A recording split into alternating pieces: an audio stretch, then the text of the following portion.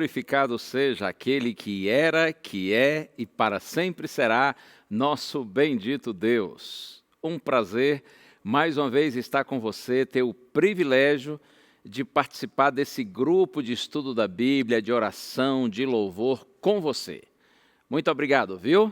Por me dar esse privilégio de poder estar aí com vocês, participando desse momento que é tão sublime.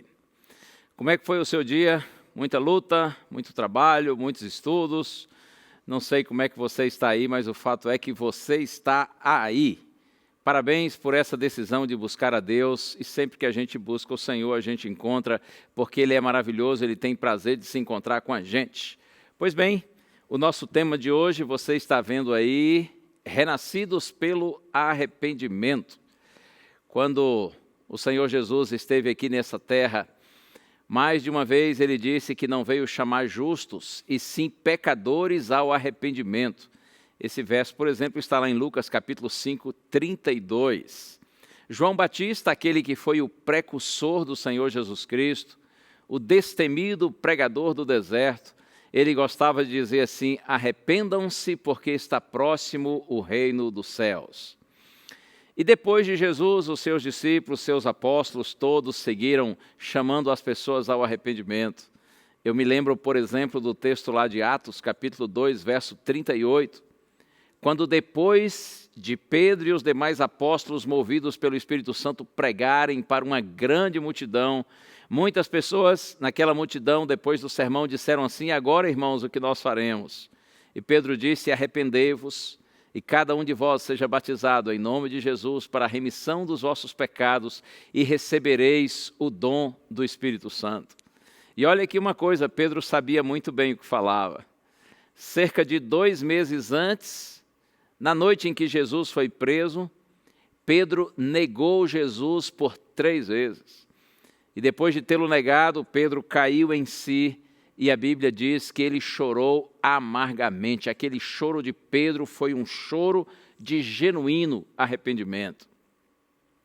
No grego, que é a língua original do Novo Testamento, a palavra arrependimento é metanoia. Metanoia significa exatamente mudança de mentalidade. Envolve 3 áreas vitais da vida: a mente, que é a admissão racional do erro, envolve nossas emoções, quando a gente sente tristeza, quando a gente lamenta pelos nossos erros, e envolve também a vontade. Isso inclui uma decisão de mudança de atitude, de postura, de comportamento. O arrependimento, ele se confirma genuíno, autêntico, profundo. Não é quando você apenas chora, mas, acima de tudo, quando você muda. Sabe que tem gente que nem chora, mas se arrepende de verdade.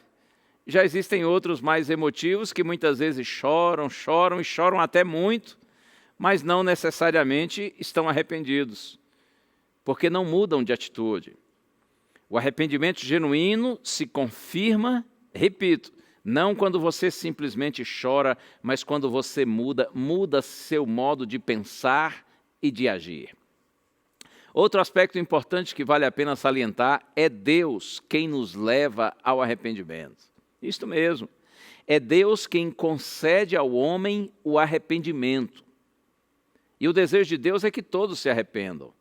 Mas olha um detalhe, Deus não força. Deus convida você, Deus convida a mim, a nós todos. Mas Ele não força. Ele não obriga a pessoa a se arrepender. Quando você aceita esse presente de Deus, esse dom de Deus que é o arrependimento, quando você aceita e permite, o propósito de Deus é alcançado.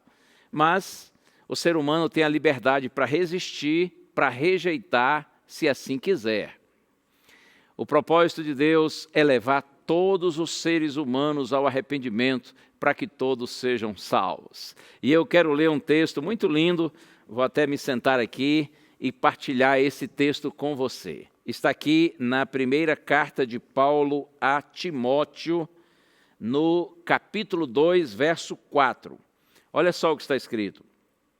Falando a respeito de Deus, o qual deseja que todos os homens sejam salvos e cheguem ao pleno conhecimento da verdade. É desejo de Deus que todos os seres humanos sejam salvos. Você compreende? Deus não faz acepção de pessoas. No coração de Deus, o propósito é que todos alcancem a vida eterna. Quando Jesus morreu na cruz, ele não morreu por um povo específico, por uma nacionalidade, uma etnia, por um povo de uma determinada cultura, de um determinado idioma, de uma determinada igreja. Não, claro que não.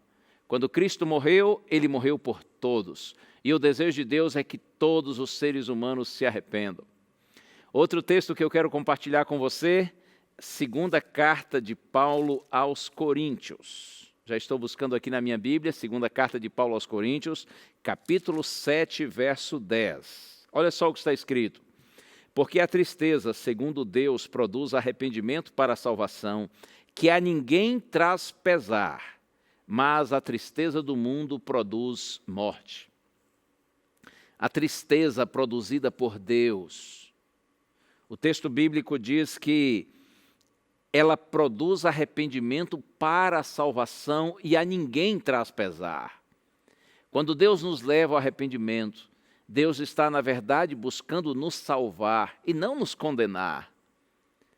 A tristeza produzida por Deus produz arrependimento para a salvação que a ninguém traz pesar, mas a tristeza do mundo produz morte. A grande prova de que nós recebemos uma nova vida em Cristo, que o nosso arrependimento foi genuíno, de que nós somos perdoados e agora nós temos uma nova vida em Cristo, é exatamente o fruto disso, que é a paz, a alegria que vem ao nosso coração. Eu pergunto para você, o que você tem dito, o que você tem feito, talvez pensado, que você sabe ser contrário à vontade de Deus, que você sabe que ofende a Deus e ofende ao seu semelhante. Peça a Deus perdão, peça com sinceridade. Clame ao Senhor por sua misericórdia e por sua graça. E acredite, Deus vai lhe perdoar. E se você me dirá assim, mas eu preciso primeiro me arrepender, então peça a Deus arrependimento, peça. Ele ouve sua oração, Ele atende sua oração com prazer. Confesse, peça a Deus poder para ter consciência do erro, para ter tristeza por esse erro e peça a Deus poder para abandonar o erro. Eu lhe digo com toda sinceridade, com toda segurança, não há nada melhor nessa vida do que a gente viver no centro da vontade de Deus. Quando você sabe que está no centro da vontade de Deus, você tem paz no seu coração, você tem alegria de viver. Quando você sabe que está no centro da vontade de Deus, você se sente seguro. Eu não tenho dúvida de que sentir-se no centro da vontade de Deus é sim o melhor da vida. Não há riqueza maior, não tem dinheiro que pague esse prazer de saber que estamos vivendo segundo a vontade do Senhor. Não há sabedoria maior na vida do que esta, de estar unido a Deus pela fé. Não há força maior, os mais fortes de todos neste mundo. Não são os mais inteligentes, os fisicamente mais fortes, os mais capacitados financeiramente ou desenvolvidos intelectualmente. Os mais fortes são aqueles que pela fé estão ligados a Deus, são aqueles que vivem no centro da vontade de Deus. Que nós todos sejamos renascidos pelo arrependimento e assim em Cristo nós encontremos perdão e uma nova vida. Deus abençoe você. E amanhã, não se esqueça, nós temos mais um encontro marcado. Será um prazer compartilhar um pouquinho mais da palavra de Deus com você.